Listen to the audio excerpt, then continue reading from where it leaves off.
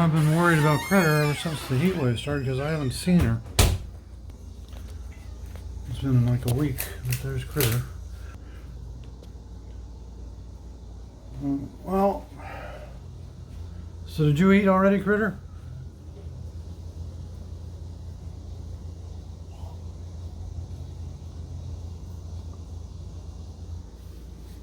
Huh? Yeah, I think you already ate because there's not much food left here.